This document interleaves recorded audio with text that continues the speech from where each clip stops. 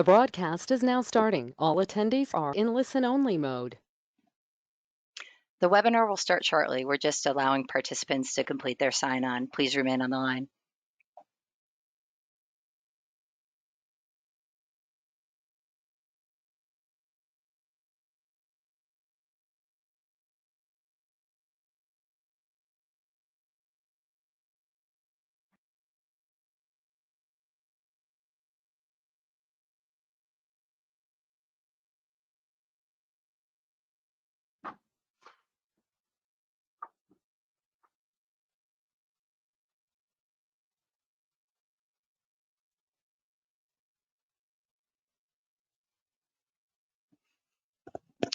Thank you for attending today's webinar titled, Don't Let It Escape, Managing Risks of Carbon Capture and Storage for Industry, Investors, and Insurers.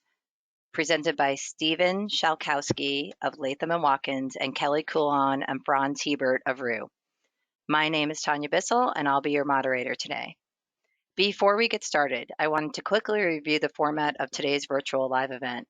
We've allotted 60 minutes for the webinar, and we encourage comments and questions. Please submit your questions via the questions or chat section of your GoToMeeting toolbar.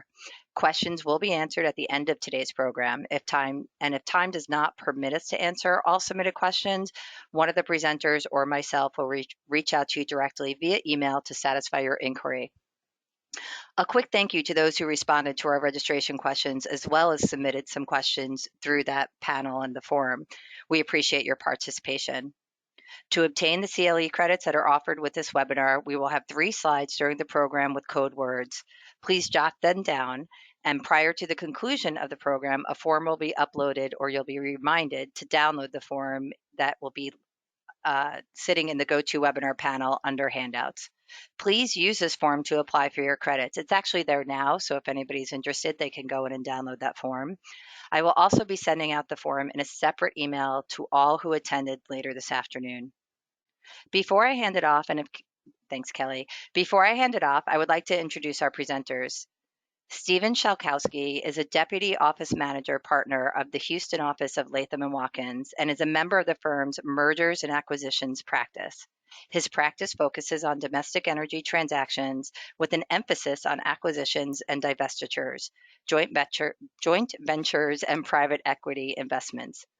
Kelly Coulon is a Principal Engineer at Roux' New York office. Ms. Coulon's professional experience includes environmental investigation and remediation, evaluating environmental risks, and environmental litigation support for a variety of industries, including the insurance and energy sectors. Franz Hiebert is a principal geologist based in the Houston office of Roux. Franz has a broad experience in the energy sector, including environmental and development geology, enhanced oil recovery, and environmental permitting and compliance. He has advised multiple CCS development projects over the past 10 years. Once again, thank you for your attendance. Now let me introduce Franz. Franz? Thank you, thank you, Tanya. I'd like to welcome the registrants to the webinar. We are excited to talk about this emerging subject. It's got a bit of history.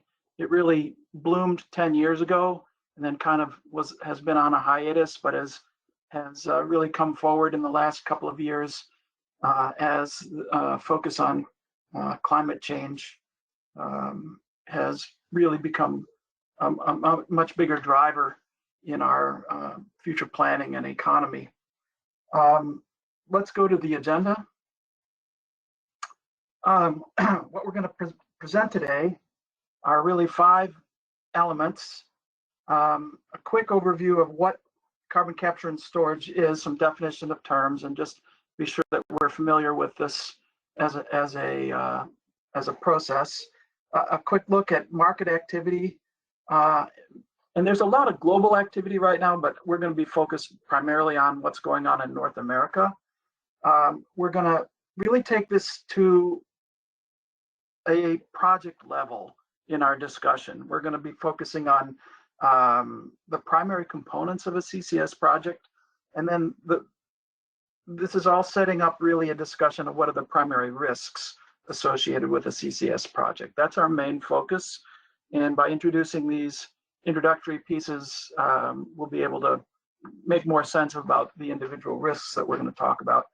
I think our favorite part of the presentation today is really a panel discussion on a hypothetical risk-focused case study of a CCS project, where Stephen and Kelly and I will bring our different levels of experience and experience to discuss that. And then we really want to save time at the end for questions from the audience. We understand that there's a really good participation today from a wide diversity of backgrounds and interests. So we really think this is a good opportunity to bring questions forward and to discuss them online. I do want to note that all three of us have experience doing commercial CCS project support work. However, all our material today, the sources for our material, are all from the public domain. And I do want to make a special recognition of two groups, the Gulf Coast Carbon Center, based here in Texas, and the Global Carbon Capture and Storage Institute for public data and some really good images that we're using today. With that, let's go to the next slide and get started. So briefly, what is CCS? I'm sure everybody is well aware of this, but it's really there are several elements: capture of carbon dioxide, the process of separating it and transporting it, and finally storing it in geologic media. It's really part of the carbon cycle. The CO2 that we're primarily interested in capturing comes largely from combustion of fossil fuels, and it's kind of elegant to think of this, that the CO2 that's the result of the combustion of fossil fuels can be captured and restored in the geologic environment and in the reservoirs really from which it came. So we're kind of like that. The idea really is to capture, to prevent the CO2 that's the result of combustion from entering the atmosphere. And that's the plan. Focusing on our level of detail on a project level, we really want to point out that CCS projects are often multi-party projects. They're big, complex projects. And that some of the biggest firms, oil and gas firms in the world, are planning to do things independently because they have all the capabilities under the same roof. But many of the projects that we've identified and know about and that we have experience with are multi-party projects, and we're really interested in understanding how the supply chain of participants works together to come to a successful carbon capture and storage project. And then, of course, one of the important drivers of these 45Q tax credits, and Stephen will be addressing in more detail the requirements for multi-party projects to receive and enjoy those 45Q tax credits. Next, please. This really is a re-emerging field. About 10, 15 years ago, there was a large federal push to develop carbon capture and storage technology and to demonstrate that it works, largely through DOE programs called FutureGen. But the idea was that we could use that coal could be combusted and the CO2 from a coal-fired power plant could be captured and stored. And the idea was, can we use clean coal? That really went on hiatus when natural gas entered the market through hydraulic fracturing, and natural gas really became recognized as a transition fuel, and a lot of the focus on carbon capture and storage diminished. However, it's come back strong in the last couple of years as interest for around climate change has really increased, and that in the investment community is asking for ESG metrics to be met, and carbon capture and storage is a really good element of the ESG metrics.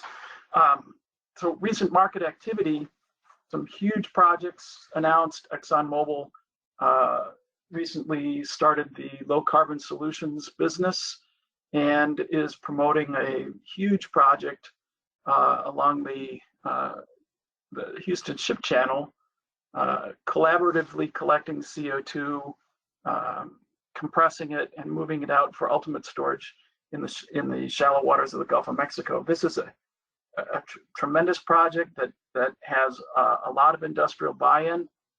It's moving forward. Other projects that are moving along, Talos Energy, Oxy is real active in the Permian Basin. Chevron has global projects going, and quite a few here in the United States. Others are being, let's go to the next slide. Just to note that the Global Carbon Capture and Storage Institute does keep track of these projects, and the data that I'm showing here comes from that database. Just in North America, you can see just in the change from 2020 to 2021, the number of planned projects has increased significantly, and most of them are in the oil and gas producing areas of the country, and that makes a lot of sense because this is where oil and gas has been stored in reservoirs for geologic time.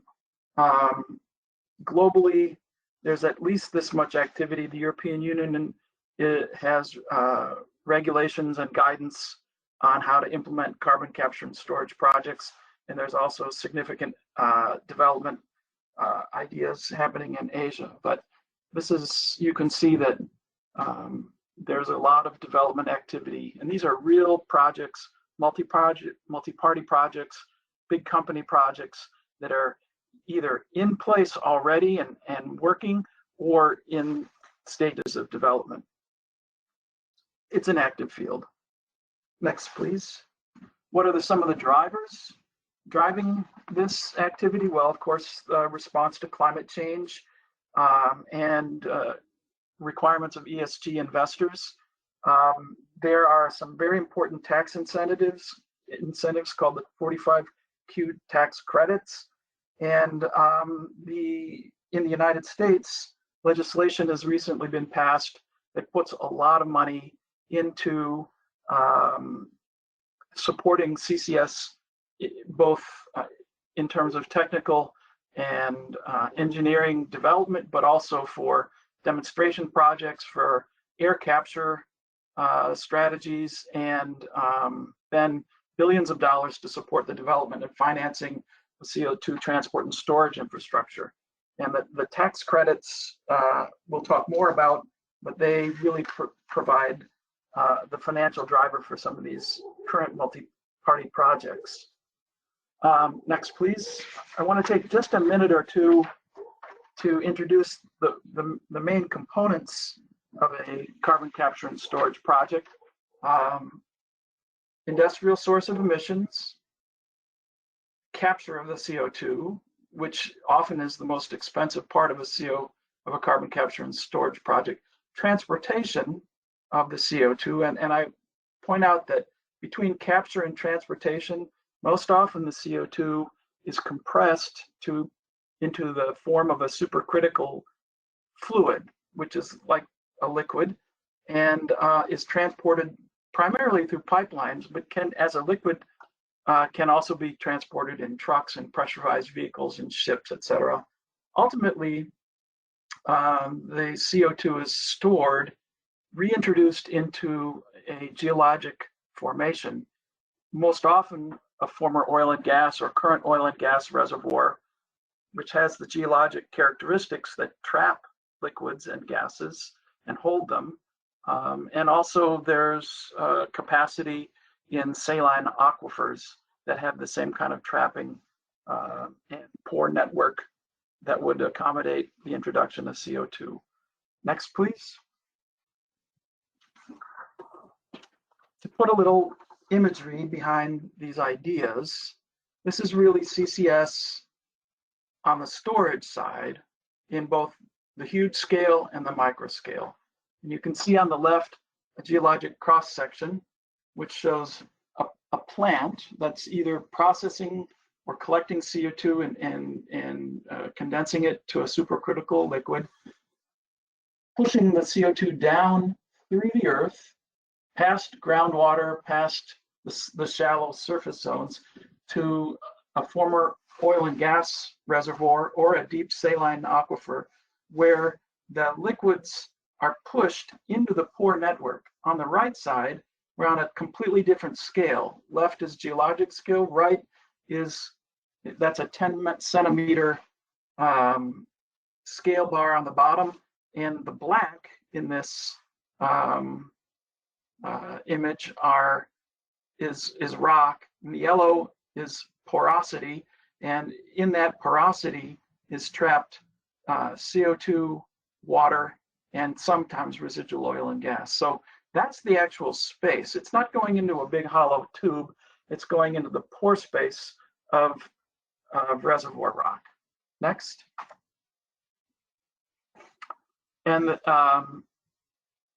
storage at this point is onshore and can be offshore. The same oil and gas reservoirs that will be accommodating the storage of CO2 on the land can also be accessed through offshore technology. It's kind of just the reverse of producing oil and gas. However, the infrastructure and the technology and engineering really might be even more complex offshore because of the engineering required to move fluids from the surface down to the ocean floor and then deep into geological storage. We'll talk more about some of the risks involved in storage on land versus offshore storage later in the program. At this point, I'd like to turn the presentation over to Stephen, who's going to continue to kind of break the projects down, or break the supply chain down to a project level and talk about the different components. Stephen? Thanks, Franz. Hi, everyone. This is Stephen Schalkowski. As Tanya indicated, I'm a partner at Latham and Watkins in Houston. Importantly, first, we have our first code word for the CLE credits. The word is carbon. So please write that down as you'll need to fill it in on the sheet at the end. Next slide, please, Kelly. All right, so what are the primary components of a CCS project? The first is, the source of CO2 emissions themselves. And as Franz said, the 45Q tax credits are a very important piece here because that is what drives a lot of the economic investment in these projects. So in order to capitalize on those credits, projects have to have a certain kind of, in the aggregate, minimum emission and capture volume threshold to qualify for the credits under 45Q. To do so, they need a consistent material source of CO2 emissions, which most projects that are in place currently find through industrial facilities. And so an industrial facility is one, for purposes of 45Q, that produces CO2 from a fuel combustion source or manufacturing process, and that absent the capture and disposal of that CO2 would otherwise be released into the air. As you'll see as we go forward talking about each of these parts, we kind of give them titles so that they're easier to track going forward. And so this first part, where the source of the CO2 emissions itself, we refer to as the emitter. Another source can always be direct air capture, although for this presentation and the case study later on, we're going to focus on industrial sources as our emitters. Next slide, please. The next stage is in the capture itself. Obviously the key component of the project to capture the CO2 from the combined gas stream. In order to capitalize on the 45Q credits, the carbon capture equipment must be new or additional under the terms of the law, and construction on that equipment must begin before 2026. So new for purposes of this program means that more than 80% of an equipment in an upgrade counts as new, then the carbon capture equipment is considered new.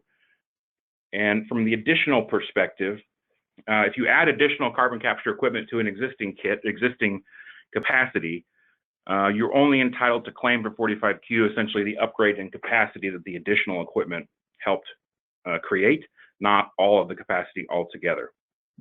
From the equipment perspective, in terms of what qualifies, what can you build at the capture site or that would qualify for these tax credits, all components that compress, treat, process, liquefy, pump, or perform some other physical action to capture the CO2. All that would qualify from an equipment perspective for these credits.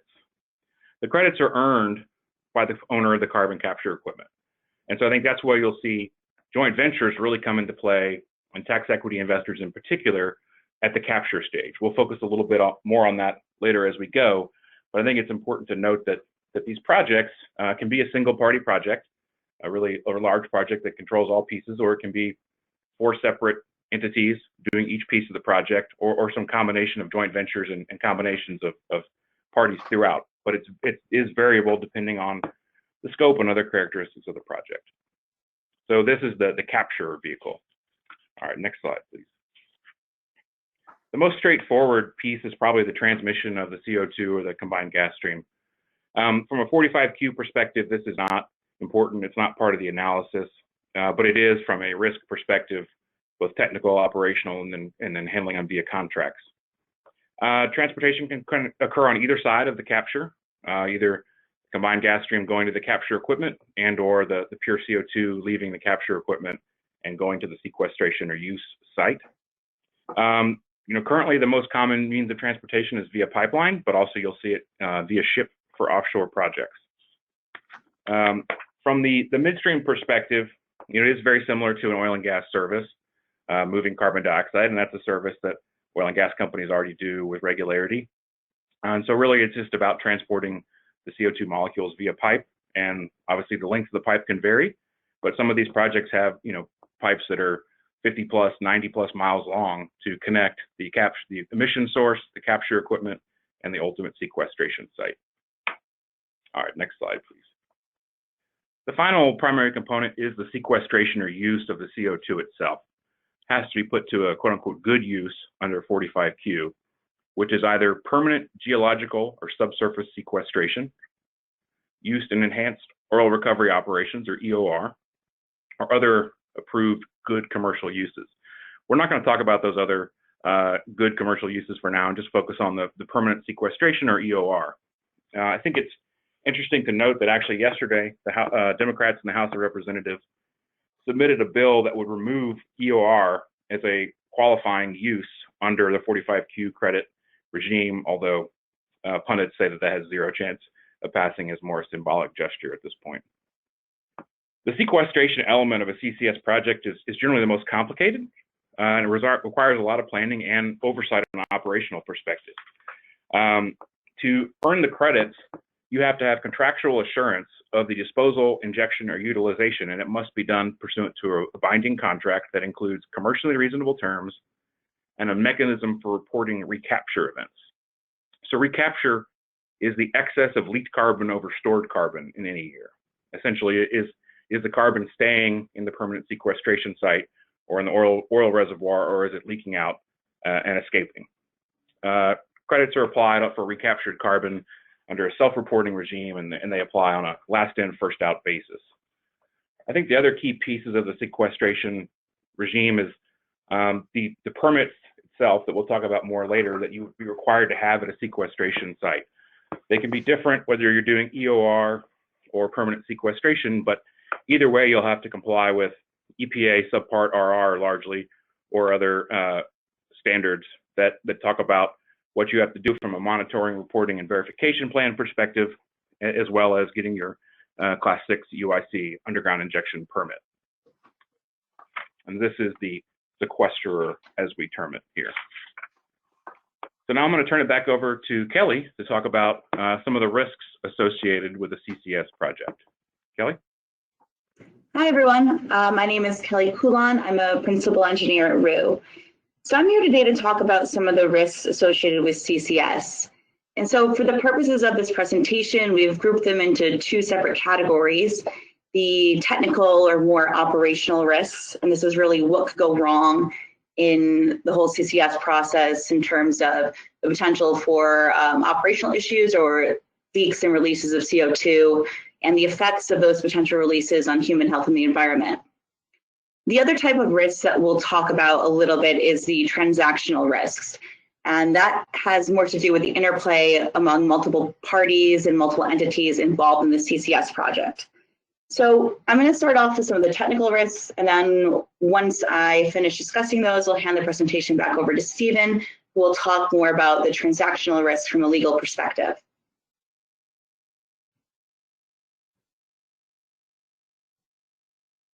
So I've grouped the primary technical or operational risks into two major categories. The first is more of the industrial operational risks, and the second is more of risk related to releases of CO2 or other gases or brine in the geological formations. So industrial operational risks of CCS can include damage to human health, equipment or property, or the environment. Compressing CO2 and injecting it into geological formations requires use of specialized industrial equipment, working with chemicals, and these can vary a little bit depending on which CO2 capture technology you're using, and also working with compressed gases. All of these activities carry risks, but these risks are pretty similar to a lot of other industrial operations. I think it's interesting to note that working with CO2 can actually present a unique risk to workers through either inhalation of excess CO2 or direct contact with liquefied CO2. Basically, excess levels of CO2 in air can cause asphyxiation through oxygen deprivation. CO2 gas is heavier in air, and as a result, it can accumulate in low-lying areas or poorly ventilated areas and causes a similar hazard to that of carbon monoxide, which I'm sure everyone is familiar with. In a liquefied form, so that's that supercritical form, direct contact with CO2 can freeze the skin and cause permanent damage to the eyes. So obviously there is an occupational health hazard here. In terms of risks associated with a release of CO2 or escape of CO2, there are a few different ways that this can happen. I just kind of want to start out with saying this is unlikely. It's unlikely to happen in a catastrophic way, but it's still possible, and that's why we need to talk about it. And a lot of these risks, again, will be mitigated through the planning process, the permitting process, and through a lot of the rules and regulations that are in place. So the first potential way of CO2 being released is a pipeline failure or failure during transportation. From a storage perspective, you can have things like a lateral containment failure, which is basically CO2 moving laterally outside of where the storage reservoir is and through the cap rock. You can kind of see that with the arrow on the left-hand side of that figure. There's a vertical containment failure, and that has to do with CO2 basically escaping through what should be impermeable cap rock. This can also happen with well bores if CO2 comes back up through a well bore. The other potential release mechanisms are seismic activity and other catastrophic events like extreme weather, terrorism, climate change. It's important to note that it's sometimes not just CO2 that can be released. There are often other gases in the geological reservoir formation, and these gases can include things like methane and radon, and you can also have brine. So all of these can also come up and out of the storage reservoir. So what happens if there is a release? And I mean, the biggest answer here is, it really depends. How much is released? Where did the release occur? Where is the location of people, infrastructure, and other environmental resources? Basically, releases will travel up thousands of feet through geological material. A release can be from a single point, like a single borehole, or it can be over a more dispersed area. A small release in the ocean, in the case of offshore storage, is going to have less of an impact than a release from a pipeline near human and ecological receptors. Overall, there are expected to be some releases. The US DOE aims for less or no more than 1% of leaked CO2 in a 1,000-year period. Academia puts that a little bit lower in terms of leakage rate at 0.5% or 0.01% over a 1,000-year period. So releases are expected to happen, but they're not expected to be catastrophic. And I'll talk a little bit more about that in a minute. But first, here's the second CLE code. So if you guys want to write that down for later for credit.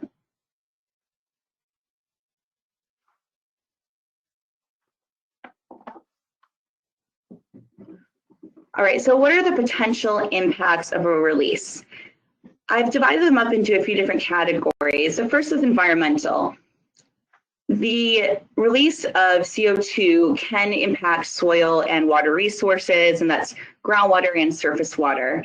The main mechanism that could be an issue is acidification, and it is just lowering the pH of water or soil, but that can actually mobilize other contaminants, and it can also in itself impact drinking water and agricultural resources. Another potential issue is soil or water salinification. In the case where you have brine being released along with the CO2, that can impact salinity. The more obvious potential impact is an atmospheric increase of CO2 or other formation gases, which obviously could have impacts to climate change. When we're looking at potential impacts to human health, the biggest issue here is breathing in excess CO2 or other formation gases like radon or methane. All of those gases can cause potential impacts to human health. Another potential impact is physical damage, and that can be from a wellbore blowout, which is basically an uncontrolled release of whatever's in your reservoir. This isn't the same as it would be in oil and gas necessarily, because you have CO2 coming out, so it's not explosive, but it can still be a problem causing physical damage. The other potential damage is subsidence and sinkholes and earthquakes. So as CO2 basically makes its way back up through the geological formation, it can cause changes in the subsurface geology that could potentially lead to subsidence and sinkholes and earthquakes.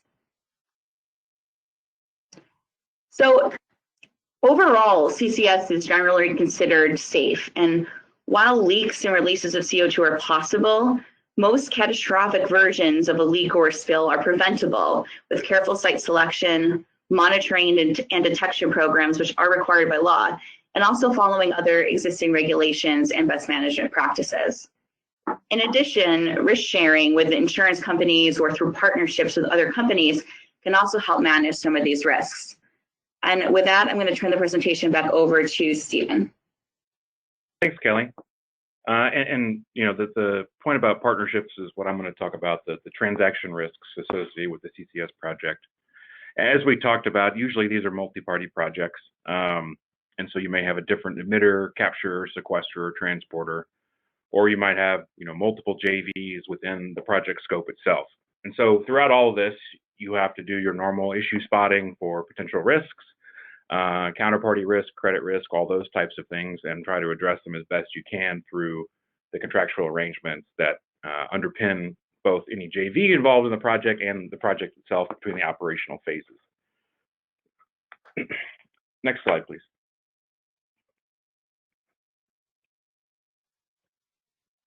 From the upstairs perspective, at the JV level, the worst thing that could happen is really a funding default.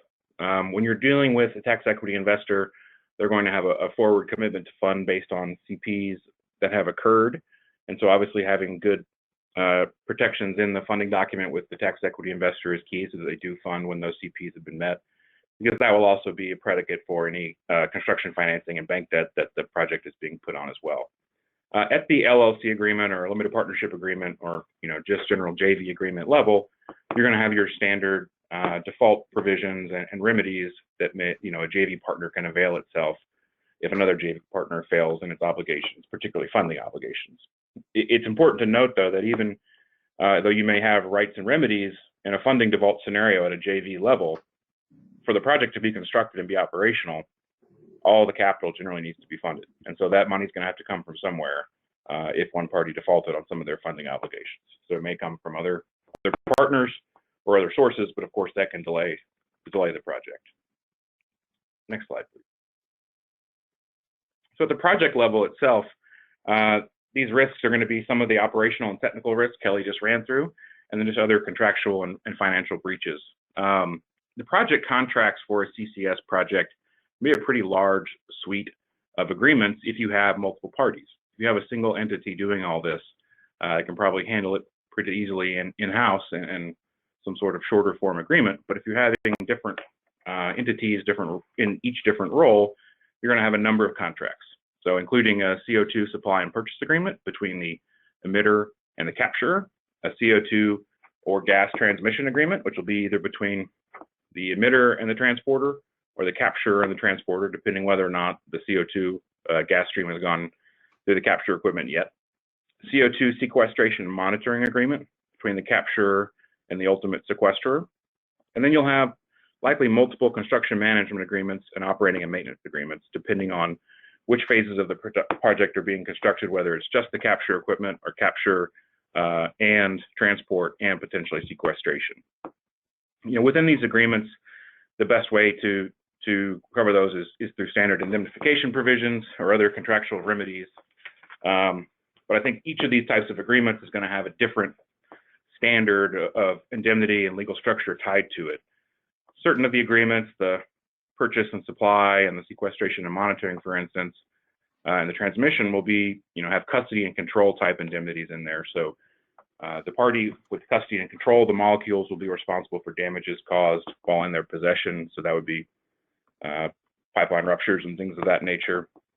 They also may contain more service agreement style structures for knock indemnities or other negligence-based losses. It is important to note that construction management agreement and O&M agreements, particularly where you have one JV partner serving in that role for others in the JV, the standard there is really going to be a high one for the operator and the construction manager of a gross negligence and willful misconduct standard. So in that scenario, the construction manager and or operator are only liable to the owners, to the JV parties, if and to the extent they were grossly negligent or committed willful misconduct. In some cases, you may see that these obligations are backed up by financial security, such as a parent guarantee or something of that nature. Or if you have a JV project where multiple investors are invested in multiple pieces of the project, there may be cross-default provisions and things like that as well. I think in addition to the contractual recourse, each of these contracts is going to talk about insurance and require that from an operational perspective, insurance of a certain threshold and coverage is obtained. And so folks would generally be looking to that insurance to really be the kind of indemnitor coverage of first resort for any technical losses or damages. So with that, we're going to start now on the case study discussion. And what we've done here is kind of put forth a schematic of, generally a pretty typical EOR project. I think it's worth noting that 95% of CCS capacity in the US right now is tied to EOR. So EOR is a very big part of the CCS world at this point in the US, and we assume we'll continue to do that, even though a lot of the new projects being announced are aiming for more of a permanent sequestration model. So you can see on the left, the ethanol plants being our industrial source, the biogenic kind of combined gas stream moving via transporter from emitter to the CO2 capture plant, the capturer. The capture vehicle itself is a JV and mentions the 45Q tax credits up above. So you'd have your tax equity investor there. Once the CO2 is captured, it moves via pipeline, again, a different or same transporter, to the sequestration site. I'm going to turn over to Franz now. So, Franz, what are some differences of the types of storage, sequestration, EOR use that's out there from a geologic perspective? Yeah, thanks, Stephen. And I just wanted to note that schematic is our reference there is from the Oxy Low Carbon Solutions Group, our reference didn't make it to the slide, but I wanted to, this came from an Oxy webinar. Anyway, yeah, going on to EOR. EOR is really a kind of a win-win situation for carbon capture and storage. A lot of the infrastructure to do carbon capture and storage was developed through using carbon dioxide as an enhanced oil recovery element. And you know, again, we come to a schematic that shows both the geologic scale of capture, production, separation, injection into the reservoir, and then on the right, in this little inset, this is really how it works through the reservoir. This is a detail on almost the pore level scale of an oil reservoir where liquid CO2 is being injected, and it's mixing with the formation brines, oil and gas, and the pressure is pushing the additional oil and gas towards a recovery well, which is on the right. The idea here is that the CO2 does a good job of reducing the interfacial tension and resistance to production of the residual oil, allowing it to move towards the production. And then you would really, for the storage component, you'd be measuring how much CO2 is making a breakthrough to the pipe, and you would stop your injection once the CO2 had moved the oil out of the way and now filled that pore volume.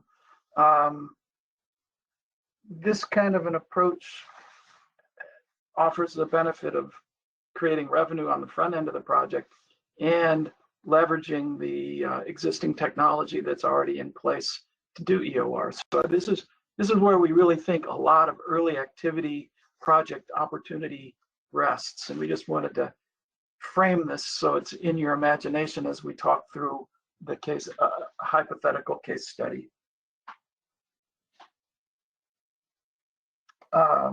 Two things about before Stephen goes into project structure. Just wanted to note that the US EPA in 2010 published in the Federal Register guidance on underground injection control program. They've defined a new class of injection well, class 6 injection well, just for injection of CO2 for storage. And it's an important permit that will be acquired on the front end of a storage project, and it represents a very good framework for assessing the different risks that Kelly identified from the storage perspective. And the permit covers siting, construction, operation, testing, monitoring, and closure requirements. So it's a very important document for helping launch CCS projects in the United States. Stephen, what about pore ownership? Is that something that's, I understand that from a legal perspective, who owns the pores and what's going to happen is an important issue. Yeah, no, that's right, Franz. The pore space, which I think you highlighted earlier, discussing some of the schematics, is very important from the ultimate sequestration perspective. You know, that's the reservoir subsurface where the CO2 is going to be injected and permanently stored. And so you have to secure, you know, those rights. The pore space law in many jurisdictions will be different. You know, just as state by state we have different real property laws, that applies to the pore space as well. And I think, you know, if you look at an EOR operation where an operator already has the oil and gas rights, the mineral rights there to produce and explore for oil and gas, the injection into the oil and gas producing reservoir is a little bit different in terms of the rights you need, but already usually in hand by the producer who's doing the EOR operations. So from the pore space perspective, it is important because you have to find a large contiguous piece of rights that is both convenient to the emission source, the capture equipment, and, you know, to make the project economically viable and not result in really unwieldy distances between the pieces. That can take time. both define those rights and who owns them, and negotiate for their inclusion in the project. And I think a lot of times you see folks that have these key rights may get contacted by project developers and end up with a piece of the equity in the project because what they bring to the table is so crucial to get the project to work.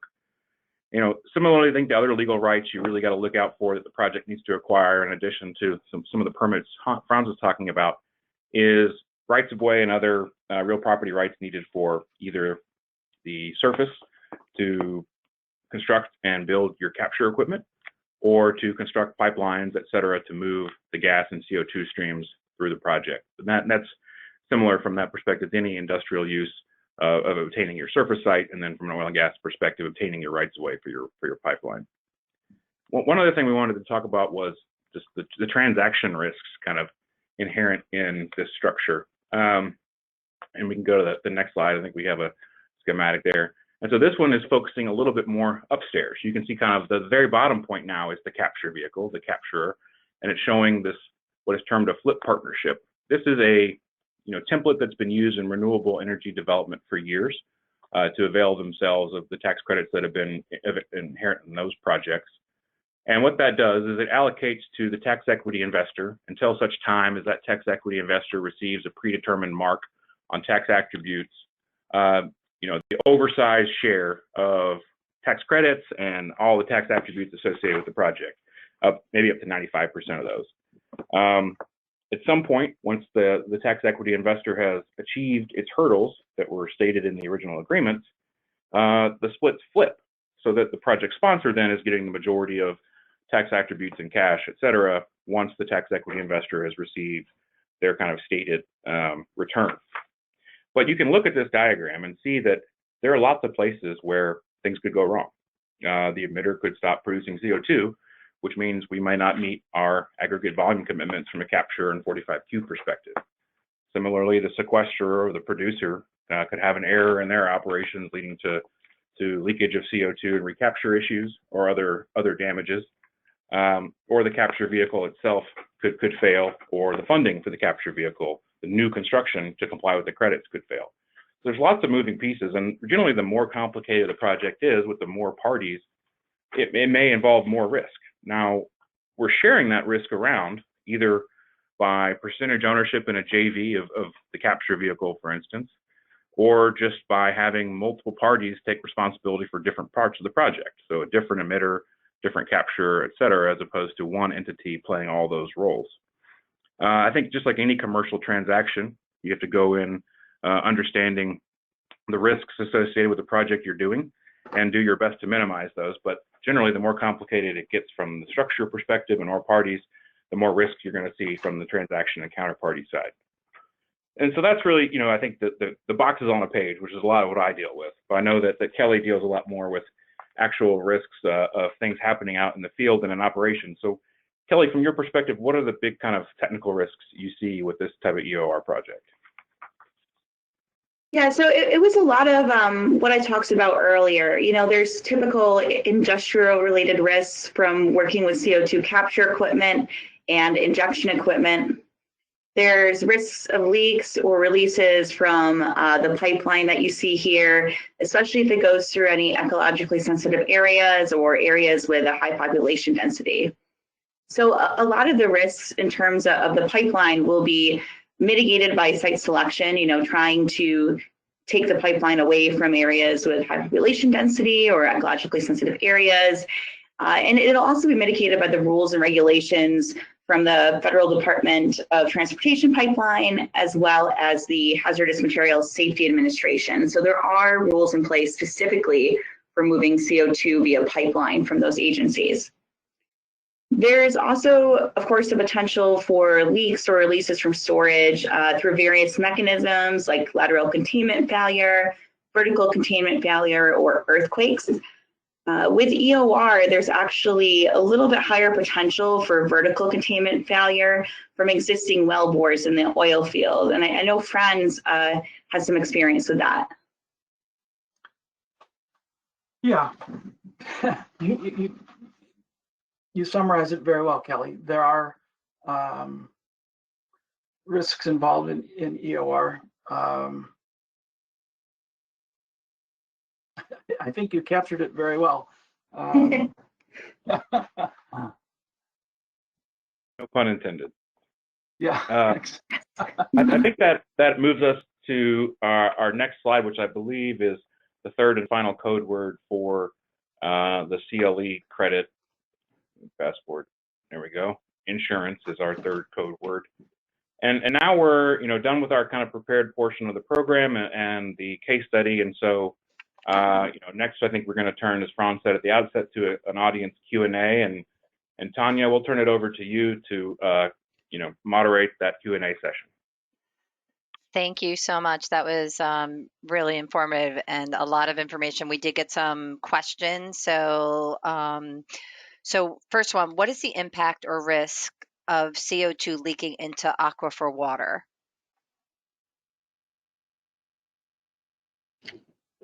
I can take that one. Okay, go ahead, Kelly. Yeah. Why don't you start, Kelly, and I'll jump in too. Go ahead. Okay. Yeah, so I mean, again, it's a matter of how much, right? So it's how much, and then what is that water being used for? CO2, again, can cause acidification of the water, and that could lead to, impacts depending on its end use. It could also mobilize other contaminants, when the pH lowers, that can also cause that. Franz, I don't know if you have anything to add. Yeah, I would just say that theoretically, that's exactly right, Kelly. In the experience, in the literature that I'm familiar with, and in the research that's been done in Texas on CO2 escaping from enhanced or recovered projects, very little CO2 has been measured to escape so far. So we don't really have a good record yet of what happens when leakage occurs. It hasn't been measured very often yet. So I guess the researchers in the field will continue to look at that.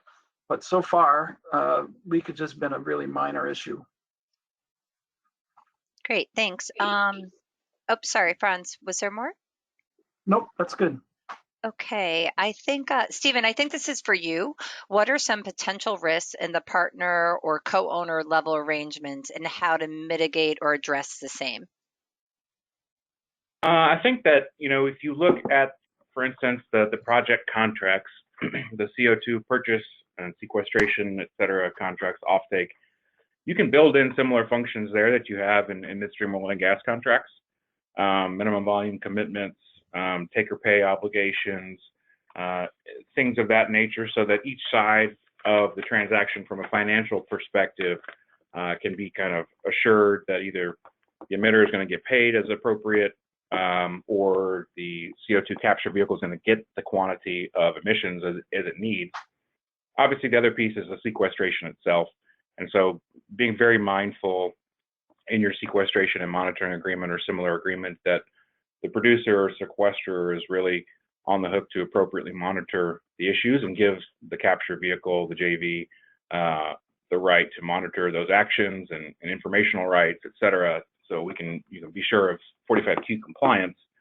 But really it's about picking good partners at the end of the day. If you're doing an EOR operation, making sure that your upstream producer is top notch. I think also one of the ways you see risk being kind of spread out and mitigated is that if you do have, for instance, an EOR project with a big producer, that producer will take a piece of the equity in the capture vehicle, so that the various parties have skin in the games on each side of the JV or on multiple sides of the JV, which I think helps to align incentives and keep everybody pulling the same direction. So there's no adverse economic incentive for one party that's really in favor for another, and everything is more tied together.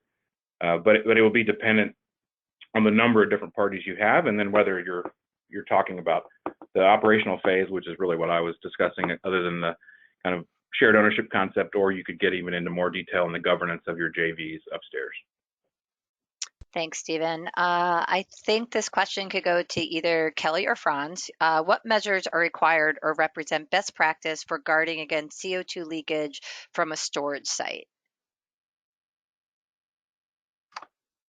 Well, without getting into a lot of detail, the Class 6 well permit really leads the applicant through a series of studies and demonstrations of a proposed reservoir for storage that really addresses how you look at leakage, what are the potential options for that. So I think if you are successfully moving through a Class 6 well permit application, you're kind of led step by step through managing and avoiding those risks of capture.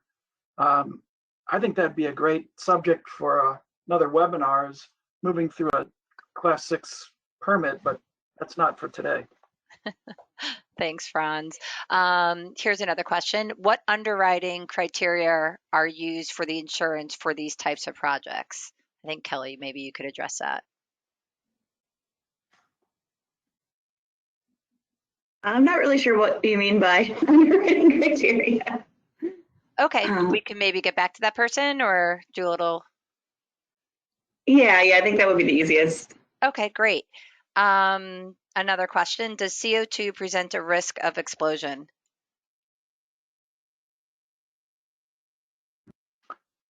Not on record, no. Okay. I mean, anything, like Kelly said, anything under pressure, if it's released, can have a physical impact, but CO2 as a gas is not flammable or explosive. Got it. Stephen, I think this is definitely one for you. What are some risks that may arise where a project has multiple overlapping and non-uniform co-owners in various portions of the project? Really, the biggest risk in that scenario is for whichever partner is not in multiple sides of the project. I mentioned a second ago, having common owners, it helps alignment, and it's true until you get to a scenario where you've got the same three entities owning three pieces of the project and a different one owning the fourth, or something of that nature. I think it's important to keep the alignment at a financial perspective as well as contractual risk. And I think also some of this may be that, since the 45Q credits are transferable from the capture vehicles to the sequester or other parties, there may be some initial, additional discussions there about multiple sides of the project ending up getting the benefit of the tax credits, which I think also further incentivizes everybody to keep the project 45Q compliant, so that you can keep the credits, the per ton credits valid and coming in and useful. I think it is something that we see quite a bit, though, where you do have parties involved in two or more pieces, and I think a lot of folks often have to step back after they've, I think, more myopically focused on one piece, and step back and look at what their combined suite of rights and really risk profile is across the various pieces of the project that they're not engaged in, and make sure that you can do your best to cover those off. Thanks, Stephen. And you know what? I think I have one more question that is probably you can answer best. And then the remainder of the questions, myself or one of the presenters will reach out to you as we're coming to the close of the hour. So last question in the live webinar, what are some potential risks in core project contracts and how to mitigate or address, and how to mitigate and address them? Sure. I think that, in addition to just the catastrophic failure risks or damage to equipment that Kelly and Franz have talked about, which you'd cover through indemnification provisions, meaning one party agrees to financially cover the other party to the contract for losses associated with X, Y, or Z. If you're looking at the emission side, I think that really the carbon capture JV itself doesn't come into play until it has the carbon. And so if there's an emissions failure or something happens with the emitters facilities, that probably from a liability perspective doesn't hit the JV itself, but the JV does need the source of CO2 emissions to qualify for the 45Q credit threshold. And so working in, specific financial penalties, MVCs, or things of that nature that the emitter owes the capture project may be a good way to make up any cash shortfall or investment, loss of value that may be due to missing the threshold due to an emissions failure. Vice versa, I think with the sequester, if they don't do things appropriately to earn the credits, there could be similar financial penalties coming back to the JV. I think if you're an EOR operator, you're not just in this for the CCS project. You're in it because E&P is your normal or ordinary course business, and you need the CO2 to conduct your development and production operations. And so you're going to have contractual protections coming back that way from the producer / sequesterer to the capture JV to make sure that there's sufficient volumes of CO2 coming to the project where the producer can use them for their operations. I think those are maybe two good examples. That's great. Thank you so much, Stephen. As I said, we're right at the 3 o'clock hour, or right at the hour mark. Want to thank the presenters. Again, I want to let everybody know the first word is carbon, second word is climate, third word was insurance. The form is in the handout portion of your GoToWebinar panel. Also, for those that are interested, this presentation will be available for distribution. If you want a copy, please reach out to me at tbissell@Roux Inc. And Allison, just a little shout out if you're still on. Yes, I will get you the answers. We will send directly to you the answers to those questions. Appreciate your participation. Thank you very much on behalf of Latham and Watkins and Roux. We thank you all for your time, as well as the presenters. Thank you so much for a great informative webinar, and happy holidays, everybody. Have a safe one. Thanks.